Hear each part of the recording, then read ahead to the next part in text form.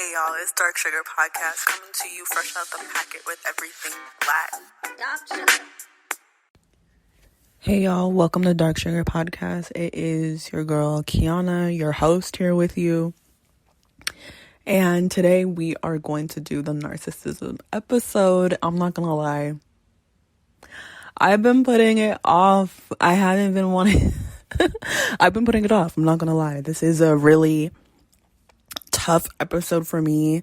I think because I'm literally going through it as we speak. Like, one thing about me is that, you know, the things that I post, like, you know, the little things I post on my story and the things that I talk about, half the time it's not because I've mastered the shit. I'm still going through it and I'm just sharing what I've learned, or like little sayings or notes or theories that are helping me along the way. Like this narcissism shit, and I'm not gonna lie, I'm currently in recovery from multiple experiences with narcissism, and I've spoken to friends who, you know, who have come to me like, you know, oh shit, so-and-so is a narcissist, you know, they're putting two and two together in their own lives, not because of me, just, you know, it's just happening in their own lives, and I'm able to, you know, show them compassion, because it is really hard to explain. Emotional abuse, you know, I'm not saying one's harder than the other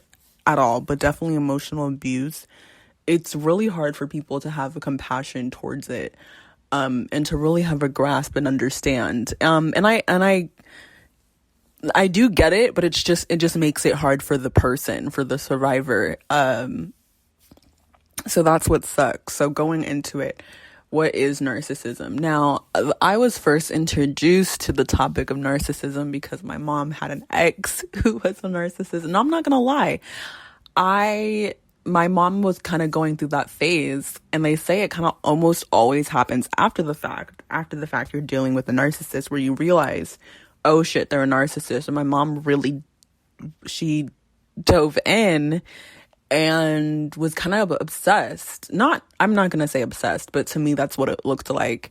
Researching articles, constantly talking about narcissism and how this man was a narcissist. And I'm like, Mom, what the, you know, and I couldn't really see it. Like, I knew like he was not the best, but I'm just like, okay, you know, not taking it the most serious. But then upon reflection in my own life, I'm like, oh, this is like really, this is like really complicated. So what is narcissism? Now, narcissism, first of all, is on a spectrum. So I'm talking about the general definition of narcissism is the grandiose sense of self to compensate the lack of self. So now talking about, you know, selves and, you know, your personality and your consciousness and things like that. So basically the best way I think I can explain this in a scenario, and, you know, psychologists, mental health researchers are still trying to figure out the genetic components that factor in for narcissistic personality disorder and among other personality disorders. They've concluded that yes, it is environmental, but it also is genetic. They've done studies where they've compared brain scans, and they've noticed that I'm not quite using these words correctly right here, but the hypothalamus, the hippocampus, the whatever, they're smaller and bigger compared to people that don't have these symptoms. Like, let's say in a person with narcissistic personality disorder, their hippocampus is like way smaller compared to somebody else. So it's, you know, they're noticing that yes, their brain is literally different, how they're, you know, how information is coming through and how they're decoding it in their brain is different, first of all. So I would explain these, you know, grandiose self, lack of self, whatever. So I would explain this most in, let's say, a child whose parent, and then, okay, let me just say the scenario. A child whose parent isn't necessarily abusive, but they are very, very absent, neglectful. Now, neglect is a form of trauma. Now, what a lot of people don't understand is that you don't have to hit your kid to abuse them or to inflict trauma upon them. Not, you know, being there, being absent, being over controlling, or not controlling at all, that really can affect your kid.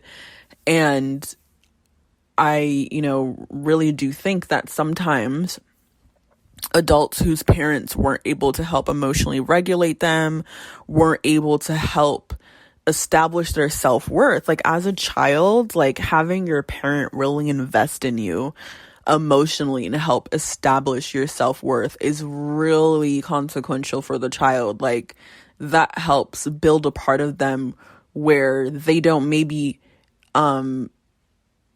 feel like they are so dependent on external validation or external supply from other people, or maybe, certain things like that.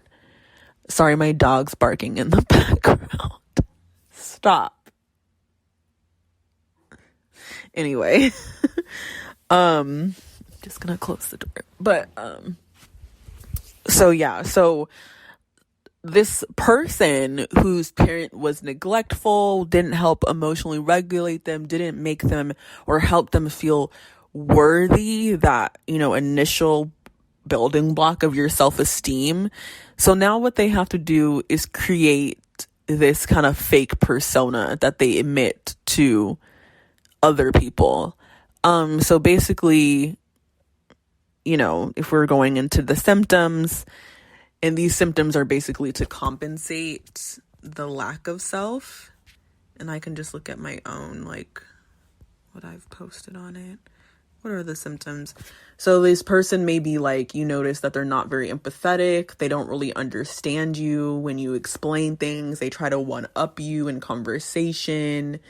If you say something, maybe, you start the conversation presenting something about yourself. It ends up a conversation about them. They seem very entitled. They kind of break the rules maybe, or they feel like the rules don't apply to them. They're in denial about situations. You notice that they maybe like have a lot of interpersonal relationship issues with other people, and they do have a lack of, self-awareness. And along with, I'm like literally looking at this, they project things onto you. They have double standards. When you present them with things that they've done wrong, they don't take accountability for it, and they try to be the victim. They lie, they gaslight, they deflect. Okay, so unfortunately, this person, my theory is, unfortunately, this person has to establish this fake persona, which, because it's fake, it's not going to, this person isn't going to act in a healthy way in society, because where every motive that they're coming from, it's coming from basically a broken ego. It's basically a little 5-year-old child inside trying to get their needs met. They've had like the most stunted emotional development. That's just if we're talking about theories and the what's actually going on in their emotional development. That's just my personal theory, and this can translate to mothers, parents, friends, in-laws. My first experience with no, don't bark. Sorry, we're gonna pause 1 second. Yeah, that's what we're not doing. Okay, anyway, so my first experience with narcissism, I believe, was with my mom, and it wasn't super, super intense on the spectrum, if we're talking spectrums. It wasn't like narcissistic personality disorder. It was like a few tendencies that she would have. And, my mom, I'm very open about what she went through and how we have a way better relationship now, but she was diagnosed with borderline personality disorder. So, it was narcissism to the point where, like, we could not go to therapy together. If we went to therapy together, I was all of a sudden, like, literally, I would go to the therapist and I'd say, so, my mom yells at me. My mom's like, I don't yell at you. And I'm like, oh shit. Nope, that's what we're not. No. And it was like, she was in denial of her reality.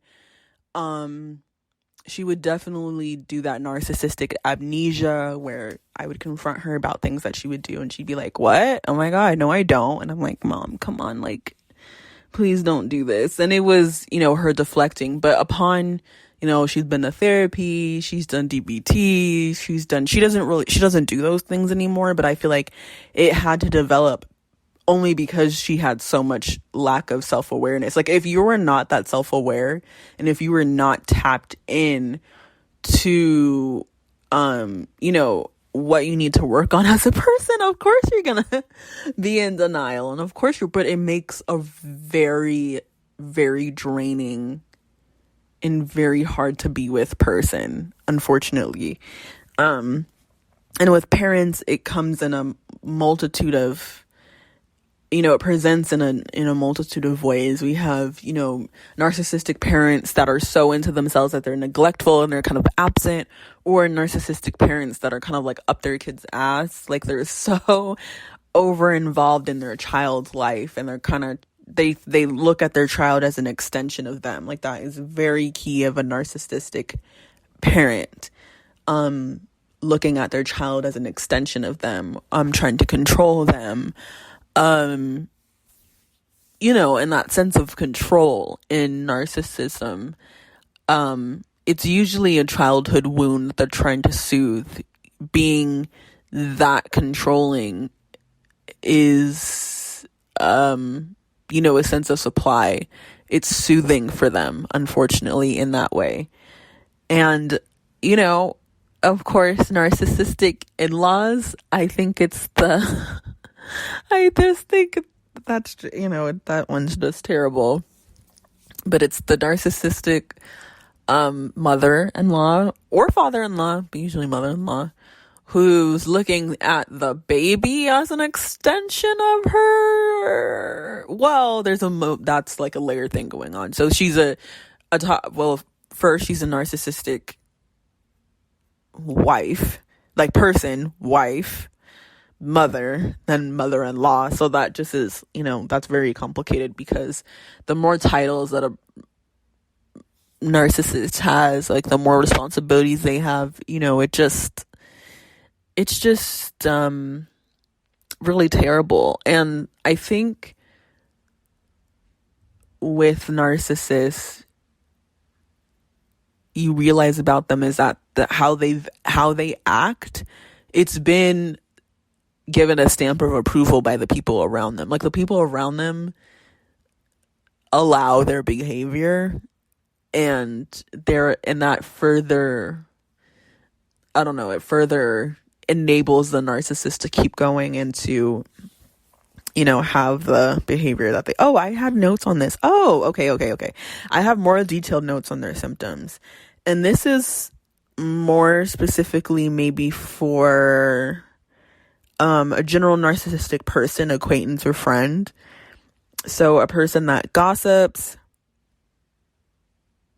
and specifically triangulation, which is so stir the pot. I have family members that do that. I've had friends that have done this. So it's where, like, I say something to you, audience, listener.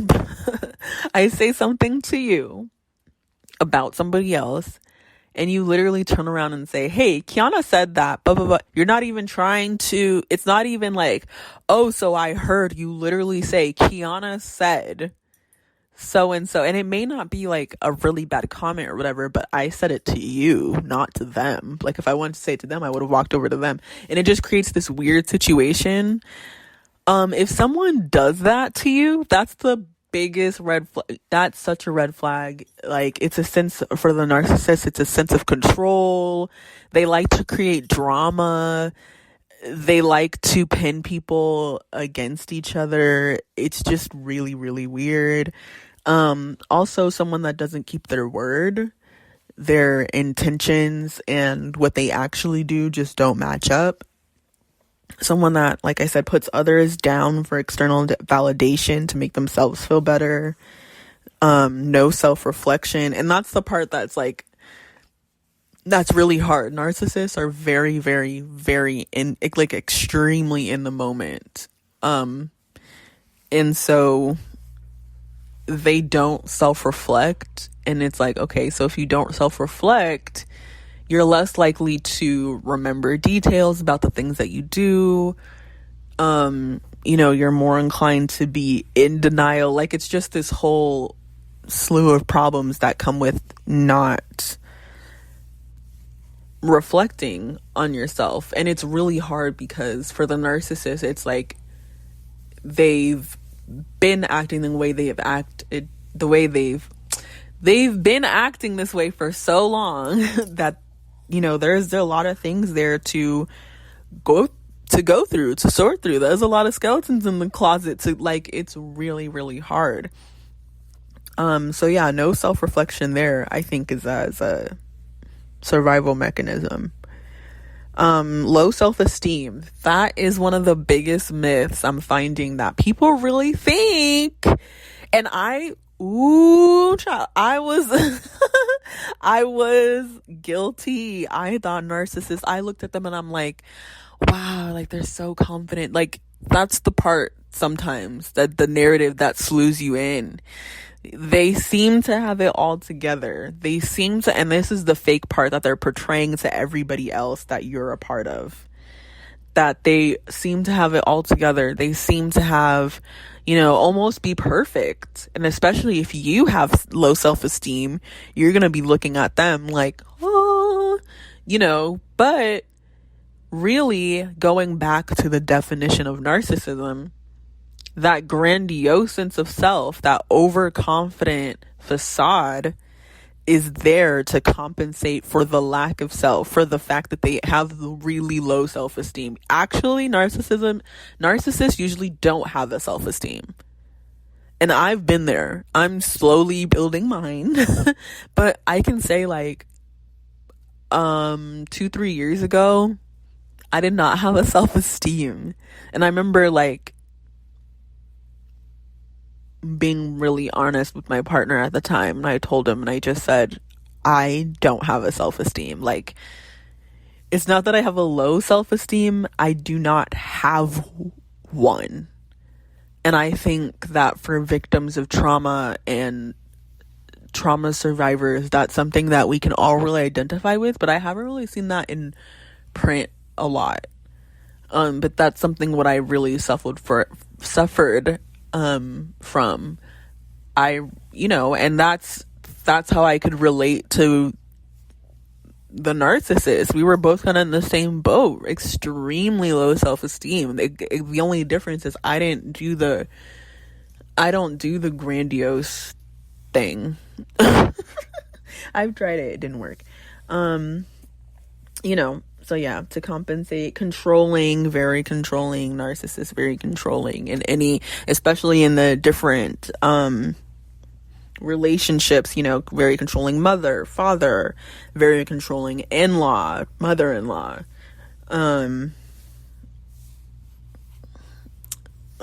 It's just so icky. But yeah. And because it's on a spectrum, I think that's why it's really hard to study narcissism, to even have it diagnosed, because there are so many forms of it, and we all present different forms of narcissism in certain traits in certain ways, and it's not all super unhealthy. I think it's just the first step is to be aware of these traits and these symptoms and the why, and it's usually an inner child trauma thing that you're trying to soothe. For a lot of narcissists, it's this inner child that feels very, very unworthy, and that stunted development, they don't know how to rationally kind of like in a rational way get their needs met. So it comes across very, very manipulative and self-centered. And narcissists, unfortunately, they're just stuck in a trauma storm because they rarely get better. And like I said, the lack of self-reflection. If you're not self-reflecting, then how can you get better? It's just like this whole circle. It's very, very toxic, very disheartening, very sad, very, very traumatic. And I think in my research, I'm really trying not to criminalize narcissists, but I'm not trying to at the same time, because wait, can I just share this comment that this person, I'm not going to say their name. I mean, the comment's still there. And it didn't make me upset, but it just kind of reminded me, like, okay, we need to kind of, sorry, that's my dog in the background. We need to kind of be careful of how we view narcissists. Okay, here we go. So I did my 3 common myths. One, that narcissism means that you're confident. Narcissists, okay, so the second one, narcissists are predatory or evil. Truth, narcissists are not villains or inherently evil. They lack emotional empathy and are self-centered. And someone commented and said, but they are evil, and unless you've dealt with someone who has narcissistic personality disorder, you wouldn't know. There's also a difference between narcissistic personality disorder and someone who's narcissistic. This girl she doesn't know what I'm about, because all my posts, anyway. And I'm looking at her oh my God, maybe you've dealt with, now if you've dealt with a psycho that you've had to put a restraining order on, that's tried to harm your I'm sorry, or whatever, I'm sorry, but I've dealt with narcissism on the basic human, I don't know, I've dealt with it on the smaller scale, where there was a moment where I wanted to victimize myself and criminalize that person and be like, oh my God, they're so evil, they did this on purpose, they were trying to da-da-da. But then at the end of the day, I'm like, oh my God, they were trying to just survive and get their needs met. And I played a part too by being a part of the narrative. And I think that I just think in general, to just criminalize narcissists, it's just, you have to be very careful, because I think that is a myth, that it's that narcissists are calculated. They're not as calculated as we may think. Sometimes it's just a really good pattern. They've done it that many times before and it's worked on other people. You have to think of how old that person is, and the relationships that they still have. They've used those same tactics on those people.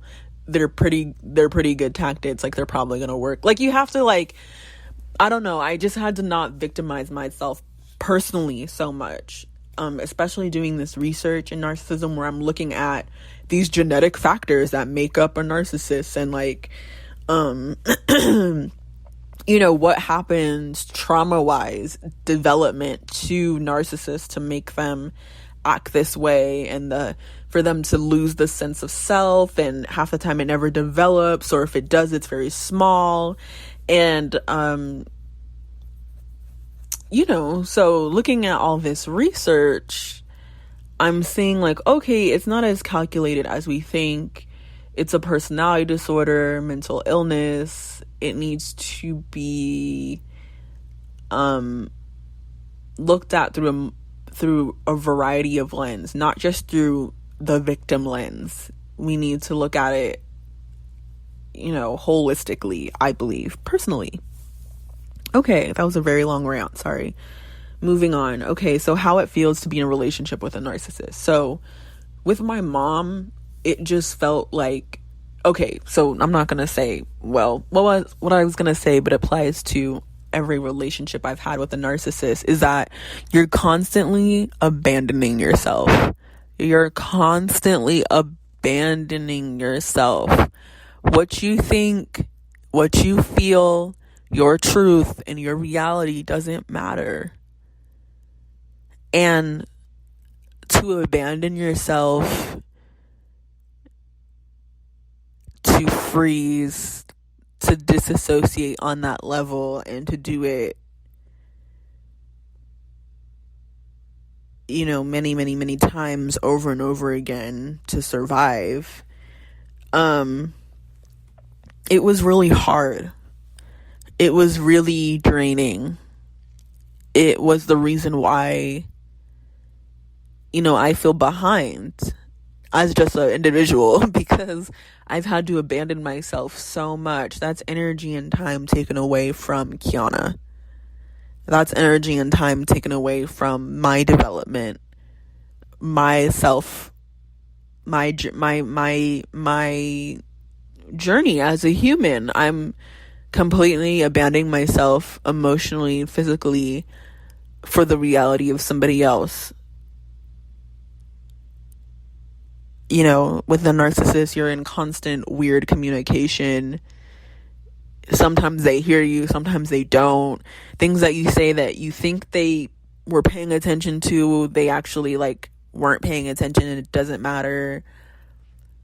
You always feel kind of off, but you don't know what's wrong. And unfortunately, you might just think it's you. Maybe you're constantly bickering with this person. You're constant miscommunication. You say one thing, they say another thing. They flip-flop, contradict themselves. Half the time you're just too tired to really argue and stand up for yourself. And half the time it's because if you do, it's going to be a shit show. So you just agree to their reality. It's easier. You're very easily drained. Abandoning yourself and denying your sense of self, that is very draining, to have to deal with the cognitive dissonance of the narcissist reality, because it's their reality, which is not real at all, because they're in denial. And then it's the real reality where you're like, oh my God, I know what's really going on, and you're kind of just stuck between the two. And because you're in survival mode, theirs seems like the right reality. But that's draining as fuck for your brain to have to process dual realities at the same time. Triple if you're a POC person, because you're already in the white world. And for narcissists, especially my mom, and for people, I think growing up with my mom, it sucked because my mom only yelled at me at home, and she did not hit me. And other than that, we actually had a lot in common. So out in public, people didn't understand what the problem was. And like I said, in therapy, if she's like, I don't remember, blah, blah, blah, blah, that's not helping. So sometimes people will be like, Kiana doesn't like her mom. And I'd be like, of course I don't like my mom. She's yelling at me. She's doing all these things. And there was definitely a moment where I could really see that I was acting really different around her, and I was just okay, and I didn't quite know what that was. And then especially with friends who had very strong narcissistic traits, I would freeze around them, and I can't. And being with a narcissist is the ultimate, especially if you are an empath, so it's already hard for you to set fucking boundaries in the first place. But being in proximity to a narcissist is just the ultimate, because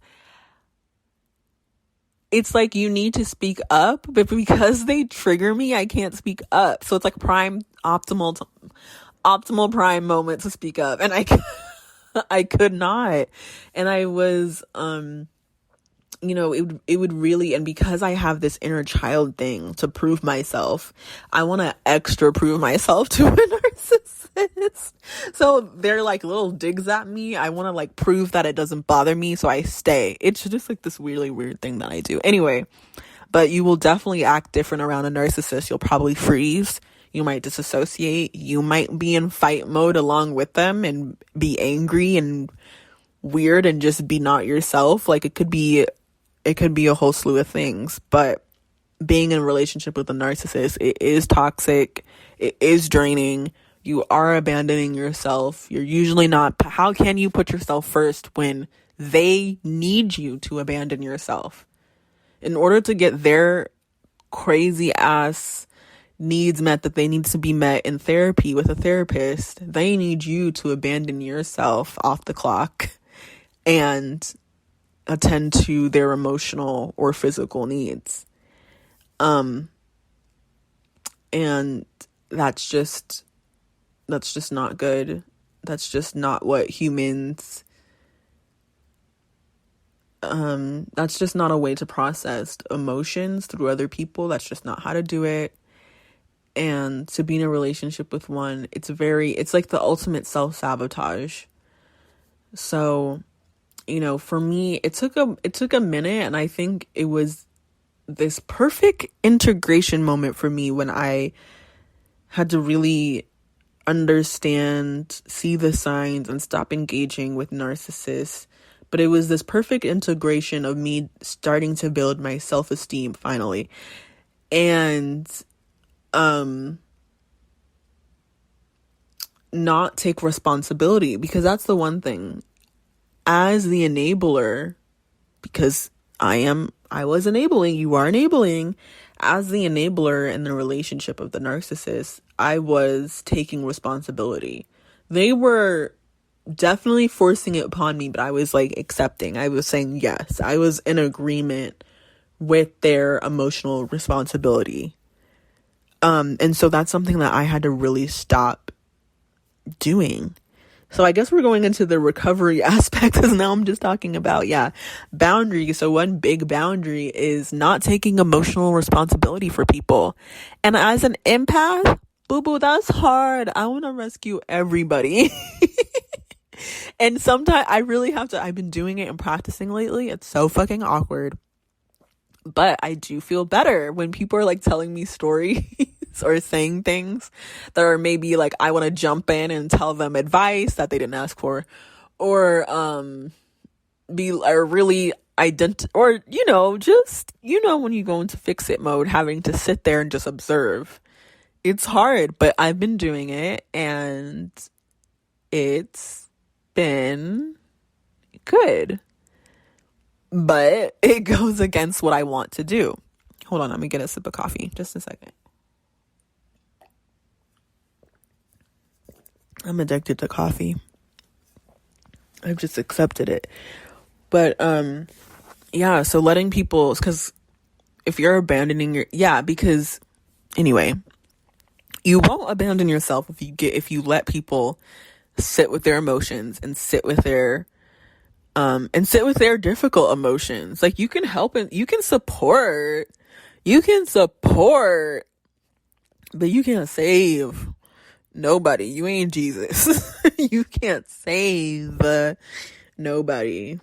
Okay? And then just the red flags. And the red flags for me, I just hate the word red flags because first of all, your girl didn't grow up looking at a healthy relationship dynamic in the household. I literally don't know what a healthy relationship internally looks like. And I think I'm laughing, but it's because I think I realized that disconnect this past week, because I was like, what is happening? Like, I'm posting these things, I'm reading these things, and they say red flags, and I'm like, okay, got it. And then it's like, I kind of know on paper, not even on paper. Yeah. I know on paper what a good relationship or healthy relationship is supposed to look like, but then why? But I know that in my soul, I don't know what I'm doing. And so I'm like, what is that? And I'm like, oh my God, Kiana, it's because you literally are learning what a healthy relationship is supposed to be and supposed to look like. On the rawest, most legit level, I am learning what a healthy one looks like. You know what I mean? Like, I was looking at my mom, who, not to her fault, but she's a yeller. So I'm thinking that, okay, so if I just do everything he says, and if I just don't yell, and if I'm just really nice and if I just give this, man time and space, and if I just, I was trying to do the opposite of what she was doing, but I was still abandoning myself. Like, y'all, in recovery from narcissism or narcissistic abuse or emotional abuse, all of them encompassed, you you gotta learn what red flags are. Learning what red flags are. Like, girl, I didn't know these little things were red flags. I'm just thinking it's that person and it's not affecting me half the time. Half the time I'm seeing the behavior. I'm just thinking I just don't know how it's affecting me. I just think it's that person. Girl, I don't know. But getting to know myself, spending time alone is also helping after recovery, because back to abandoning yourself. If you're abandoning yourself that frequently, you don't know who you are. And that's been hard for me. I had to accept, like, okay, I have to get to know myself. And it wasn't even about like building or discovering. I'm like, no, I'm here. I just didn't give myself time. I literally have to like take myself out on dates, spend time with myself. Like, Kiana's been there. I just need to talk to her. I just have to get to know her. And I just have to give her that time and energy that I've been giving to other people my whole life. At first it was for survival, but then it just became a pattern. And then I was like, oh, no. We're not doing this. I'm trying to live and I'm trying to thrive. I don't need to abandon. I don't want to. And that's the thing. I don't want to abandon who I am. I actually do want to get to know myself. I'm interested. So with narcissistic abuse, narcissism, emotional abuse, and the recovery after, it does take research. Physical, emotional, mental research, really sitting with yourself, journaling, taking that time, going through those really difficult, nasty emotions that don't feel good, and sitting with them yourself and really asking those hard questions that may, bring you shame, but work through that. Because ultimately for me, it has been a journey, and